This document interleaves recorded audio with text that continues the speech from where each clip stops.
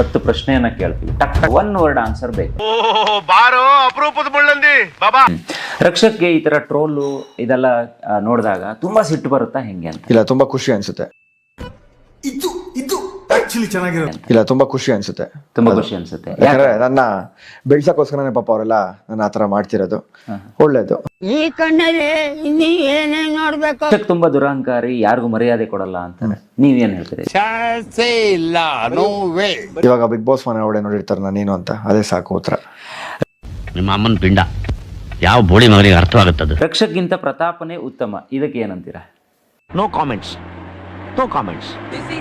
ಅಲ್ಲಿ ಉತ್ತಮ, ಕೀಳು, ಏನೋ ಅತಿ ಅದ್ಭುತ ಅದೆಲ್ಲ ಎಂತದ್ದು ಇಲ್ಲ. ಬೆಸ್ಟ್ ಆಗಿರೋದು ಕೇಳ್ರು ಒಡೆ ಹೋಗಿರೋದು. ನಾನು ಬೆಸ್ಟ್ ನಾನು ಕೊಟ್ಟಿದ್ದೀನಿ, ಪ್ರತಾಪ್ ಅವ್ರ ಬೆಸ್ಟ್ ಪ್ರತಾಪ್ ಕೊಟ್ಟಿದ್ದಾರೆ.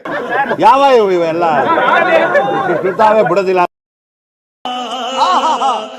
इतने तेजस्वी लोग हैं हमारे पास.